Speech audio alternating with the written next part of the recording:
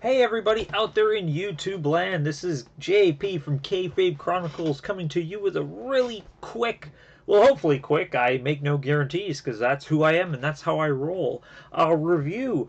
Alright, so as you guys know, this is a wrestling channel, so we cover all things crazy to do wrestling related, and Glow on Netflix is no excuse.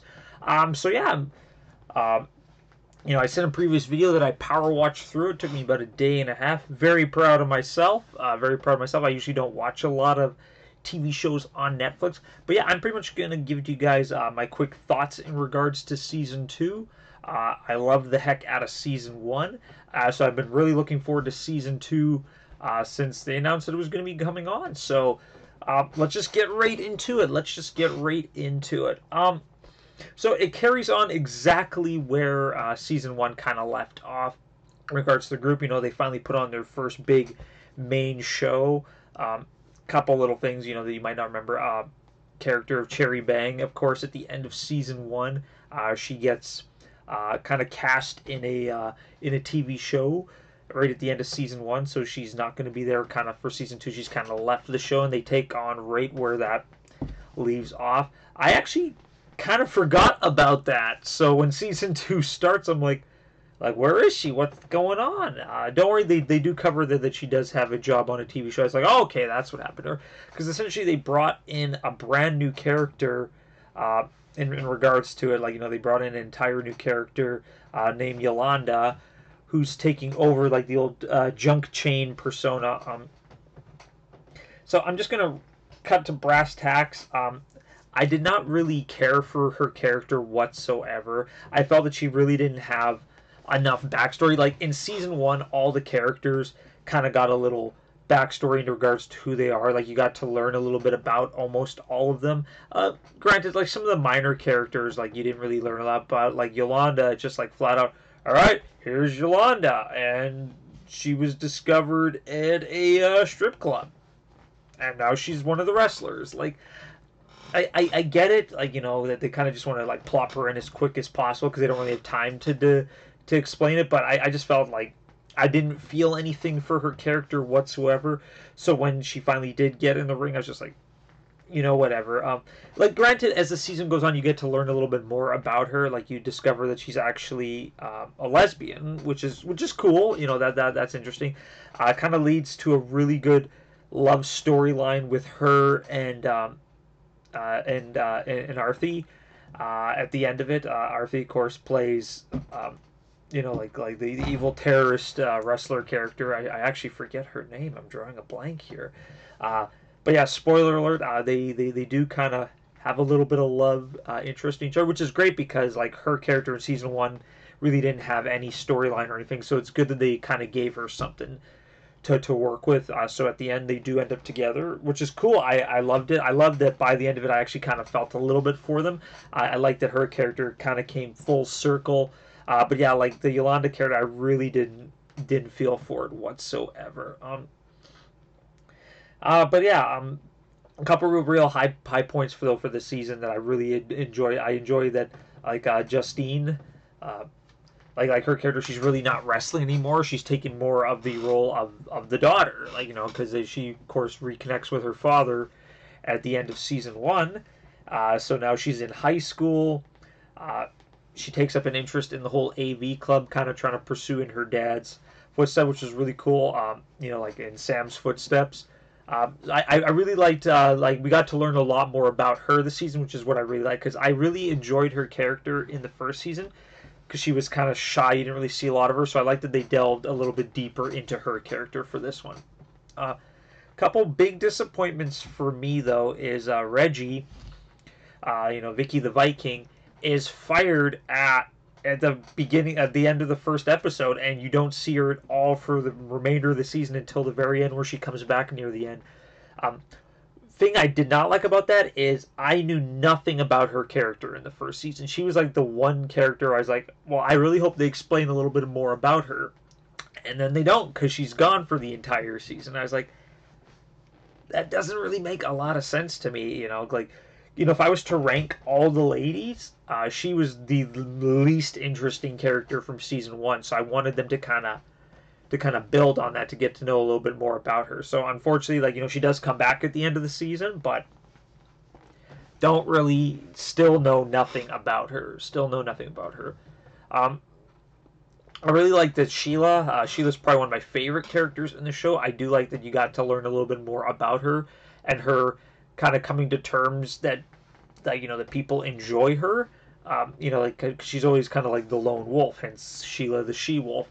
She's kind of a loner. She doesn't like spending time with others. So one thing I really loved is that she starts getting fans in this season, and she starts coming to like it. Like, she kind of likes the spotlight, and it comes full circle for her at the end of the season, where she's just flat out soaking up the fact that she's a fan favorite and some fans like her, which is really good. I really really loved it.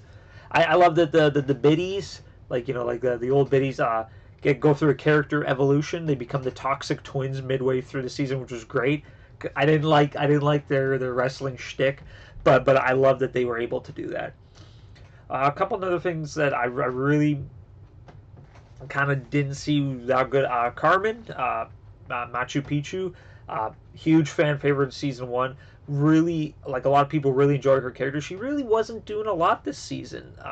She was just kind of the trainer for the ladies, which is great and all, but I would like to see a lot more of her. Like, granted, she had the main kind of story arc in season one of her overcoming her fear to stand up to her family to become a professional wrestler, which is great. So in this season, they kind of put all their chips in the basket for her for that season, and then this one she really didn't do a lot. I still love her character. I still love everything about her. Uh, One thing that I really like going to give full credit for is Tammy, played by the great Kia Stevens off Awesome Kong, well-known female wrestler. I loved her story arc this season. I loved everything about it. I love, like, her performance in the Mother of All Matches episode, which is essentially the Welfare Queen defending her title against Liberty Bell. Like, because in the first season you kind of hear about her and how she's really proud of her son who's attending Stanford, which is great.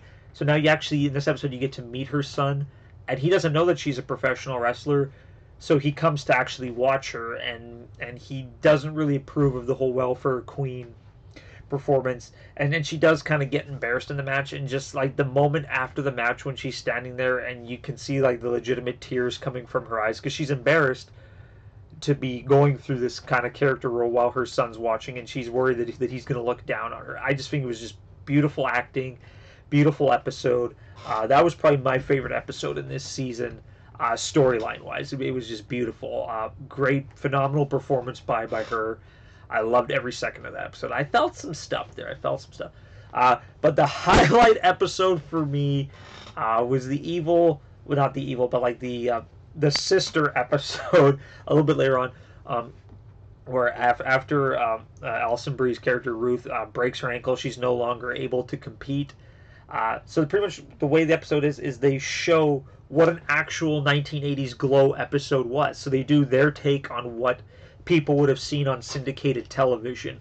And I remember, like, as a kid watching Glow a little bit, it was weird, like, because you'd have like all this build up and all this soap opera stuff, and then you'd have like a quick match, and then there'd be like music videos and skits and all this other stuff. Like, there's very little wrestling. If you actually watch an episode of the actual Glow TV show, there's like 3 minutes of wrestling, and the rest of it is like, yeah, so like music videos and commercials and soap opera skits and acting. And I think they knocked it out of the park with that episode. It was like I was watching like an old episode of Glow. I thought it was hilarious.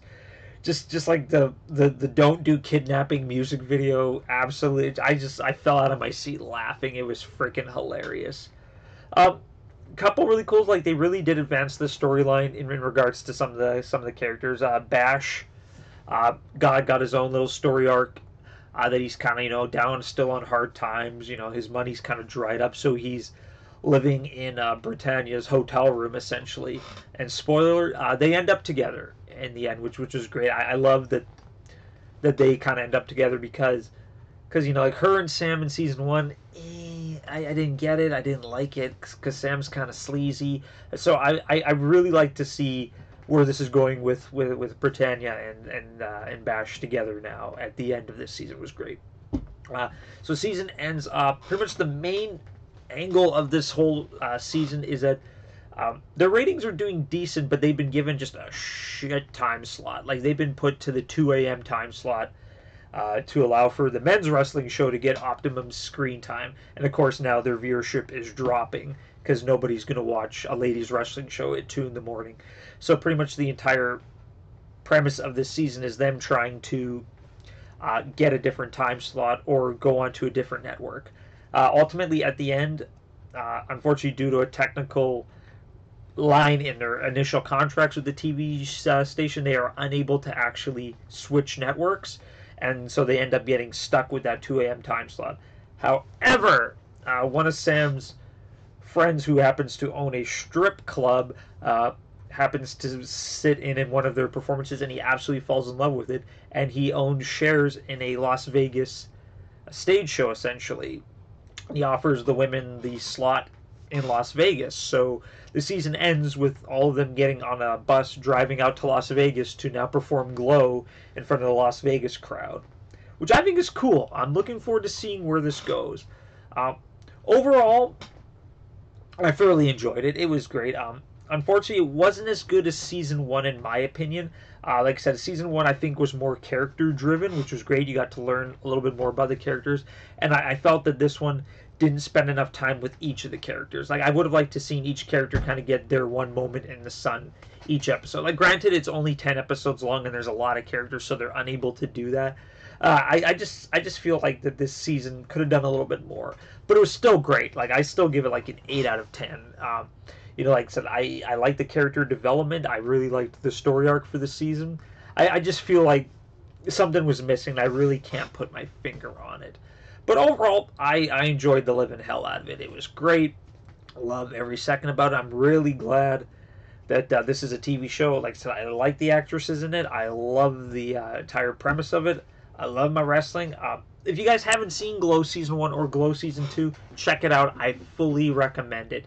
I'm actually getting the wife to watch it. As soon as she's done watching Downton Abbey for like the 400th time, she said she'll probably check it out. And I will rewatch it with her because I absolutely love this show.